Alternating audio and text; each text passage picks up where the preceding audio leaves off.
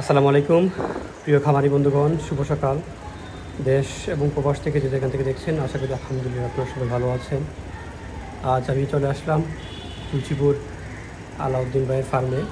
এখানে শুধু আপনার জার্সি গরুর আপনার ফার্ম। আসলে আমি আজকে আপনাদের সাথে জার্সি গরুগুলো কী সেগুলো আমি আপনাদের সাথে পরিচয় করে দিব। আসলে আমি প্রতিনিয়ত দেখি যে আমাদের গ্রামের মধ্যে দেখা যায় যে আপনার জার্সি গরু আর যে ফ্রিজিয়াম গরু, আসলে ওরা একই মনে করে। আসলে ফ্রিজিয়াম গরু যেগুলা, এগুলো আর কি জাতি একটা, আর জার্সি যেগুলা সেগুলোর জাতি হচ্ছে আলাদা।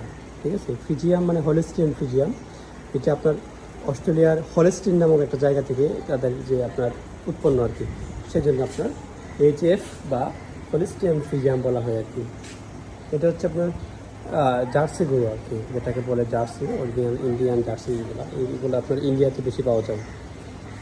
এই জার্সিগুলোর একটা বিশেষত্ব হচ্ছে তারা আপনার দুধের রেকর্ড আপনার অতিরিক্ত অনেক বেশি। তারা অনেক সময় দেখেন কিছু কিছু জার্সি গাভী আপনার ফিজিয়াম গাভী থেকে অনেক বেশি দুধ দেয়।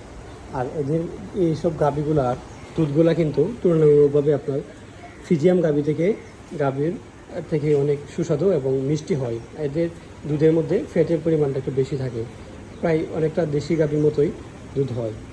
আর ফিজিয়াম গাভী যেগুলো, এগুলো হচ্ছে আপনার বেশিরভাগই আপনার থাকে আপনার সাদা কালো ডোরা কাটা এরকম থাকে।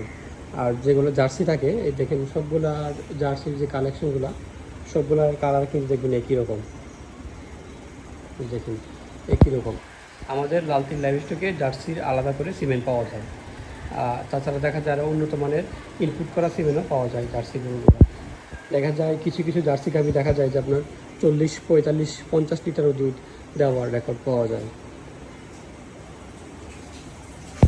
দেখেন খামার ব্যবস্থাপনাটা দেখেন, অবশ্যই আপনার এই যে খামারের যে মেসটা আছে, অবশ্যই খামারের যে ডালোটা আছে এটা আপনার অনেক ডালো রাখতে হবে এবং পরিষ্কার পরিচ্ছন্ন রাখতে হবে। কারণ দেখা যায় যে এই যে আপনার পাকা থেকে ফ্লোর থেকে কিন্তু আপনার এই অনেক সময় দেখা যায় যে আপনার এই যে গাভীর যখন গর্ভকালীন থাকে বা অনেক সময় দেখা যায় দুধ দোহান করার পরে গাভীর পাটের ছিদ্র আপনার খোলা থাকে, ফলে দেখা যায় এখান থেকে এটার জীবাণু দেখা যায় পাটের ছিদ্র দিয়ে ঢুকে যায়, ফলে দেখা যায় উলানে বিভিন্ন ধরনের সমস্যা হয়। যেমন আচ্ছা পানি রেখে দেন।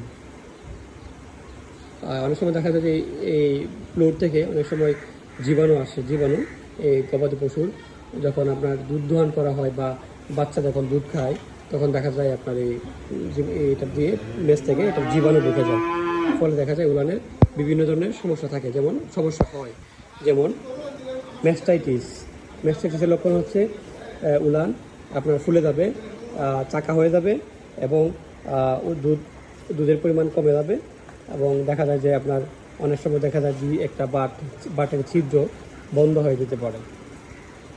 সো ভিউয়ার্স, আজকে আমরা শিখলাম একটা জার্সি গরু এবং একটা ফ্রিজিয়াম গরুর যে একটা পার্থক্য থাকে, এই পার্থক্যটা এটা আজকে আচ্ছা আপনার একটা জার্সি বকনা, এটাকে আজকে আমরা ইনসিমিনেশন করবো, সিমেন্ট দেবো এটা। আর যে বাকিগুলো আছে দেখতে পাচ্ছেন এখানে সবগুলো আপনার প্রেগনেন্ট, এটা আমার হাতে প্রচলন করা। আর সবথেকে বড় বিষয় হচ্ছে যে আপনারা যারা খামার করবেন, গবাদি পশুর খামার করবেন, অবশ্যই আপনারা এই যে আপনার প্লোট যেটাকে বলে অবশ্যই ডালও রাখতে হবে। যেন প্রস্রাব পায়খানা করলে যেরকমভাবে আস্তে আস্তে আপনার ড্রেন দিয়ে বের হয়ে যায়, যেখানে যেমন প্রস্রাব পায়খানা জমে না থাকে। আর খামারের জন্য এখানে আপনার আলু বাতাস যেন ঢুকতে পারে, এদিকে আপনারা ব্যবস্থা রাখতে হবে।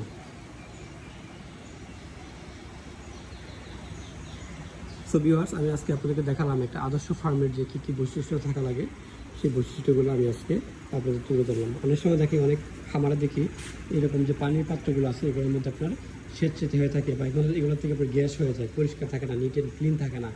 ওগুলোর মধ্যে আপনার পরিষ্কার পরিচ্ছন্ন রাখতে হবে। গবাদি পশুকে সুস্থ রাখতে হলে অবশ্যই আপনার খাবার পরিষ্কার পরিচ্ছন্ন রাখতে হবে।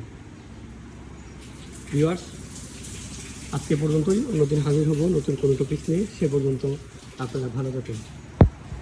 আর যারা আমার ফেসবুক থেকে দেখছেন, অবশ্যই আমার ভিডিওটি বেশি বেশি করে শেয়ার করে দেবেন। আর যারা ইউটিউব থেকে দেখছেন, অবশ্যই আমার চ্যানেলটি সাবস্ক্রাইব করে পাশে থাকা বেল আইকনে ক্লিক করে দেবেন। ধন্যবাদ সবাইকে।